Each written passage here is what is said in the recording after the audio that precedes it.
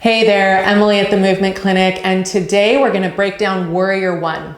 So Warrior One is actually kind of the mother pose of a whole other series of poses or family of poses, because in this series of poses, we are orienting our hips in the same direction.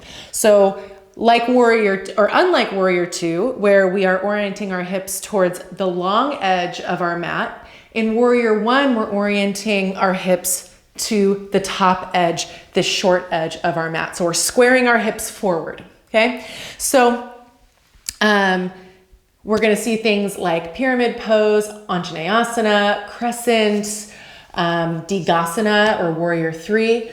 So let's go ahead and get started with the basic of Warrior One.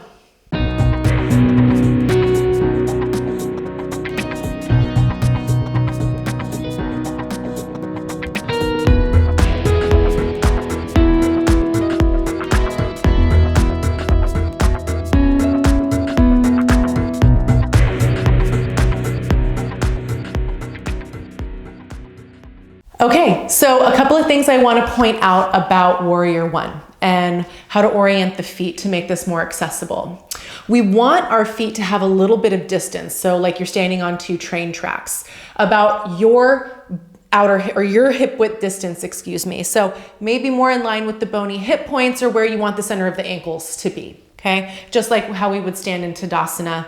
And I guess depending on the school of yoga that you have traditionally followed, you might stand with feet together. You might have even approached Warrior One with feet more in one line. This isn't necessarily wrong. It's just a different approach to it that seems to be a lot less accessible for those of us who have wide Western hips, okay? So orient your feet when you stand so that there's a little bit of space in between your feet. Let's get started with our right foot forward. So I'm just going to come into sort of a high lunge to start.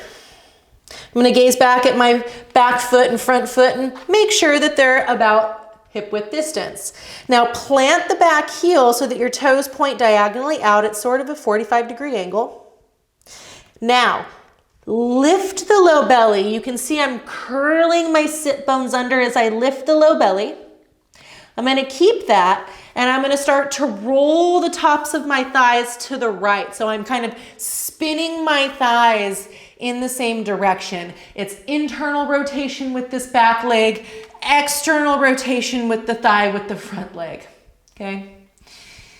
And I really want to think about drawing my front hip back and down as I send my back hip forward, and then press my back thigh back. Okay, and roll, lift the belly, roll the thighs. So really you can see as I roll my thighs, it's taking my pelvis width, okay, and squaring-ish towards the front of the mat. Now your pelvis at first, as you start to develop an awareness in the body and more mobility in certain places in the body, your squaring of your hips might be sort of towards the front corner of your mat. Don't worry about the shape.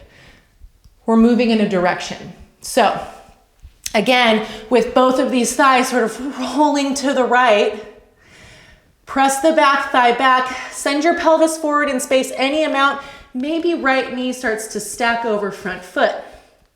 Now, by the power of curling the sit bones under and lifting the low belly, lift the torso. Really powerful lift of the low belly, curling the sit bones under, rolling the thighs. And now arms reach up and overhead. This is an extension of the spine and the upper body, so there will be a tendency for ribs to flare. Hug the low ribs in as you lengthen out through the fingertips so the ribs lift out of the low waist and you draw the arm bones back. Excellent. Let's try with the other side, because why not? So start in this high lunge variation. You can plant your fingertips. Excuse me. Make sure that there's space between your feet. Center of your ankles are in line with your bony hip points. Plant the back heel, toes are diagonally forward.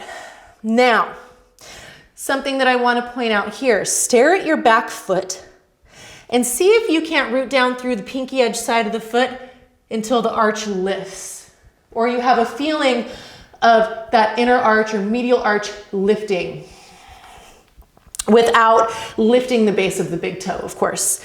So we're not trying to roll onto the pinky edge side of the foot. We're simply trying to press down into the pinky edge side of the foot so that that arch lifts. Keep that and then repeat all the same things. So we're lifting the low belly. We're rolling the thighs to the left. Press that back thigh back powerfully. Roll the thighs to the left. Send your pelvis forward in space any amount that you can so that left knee starts to stack over left ankle. Curl the sit bones under, lift the low belly, curl, curl, curl. Press back thigh back as you come on up, reach up, absorb the low ribs, and then see if you can't sort of find that wrapping of the right hip forward as the hips or pelvis squares a little bit more. See if you can relax your jaw, relax the neck. Excellent. So that's warrior one. That's the beginning or the mother pose of this series or family of poses where, again, hips are squaring towards the top of the mat. So if you have time, I encourage you to check out pyramid pose, warrior three, Anjaneyasana, and crescent pose tutorials so that you can hear some of these same cues that I use and help to integrate these actions in the body so that when we come to classes that incorporate these, you already know what to do to kind of start to use your muscles to move your bones and orient your body in a way that helps you to find these poses with the alignment that is best for you for that day. All right? I look forward to seeing you next time and moving together at the Movement Clinic.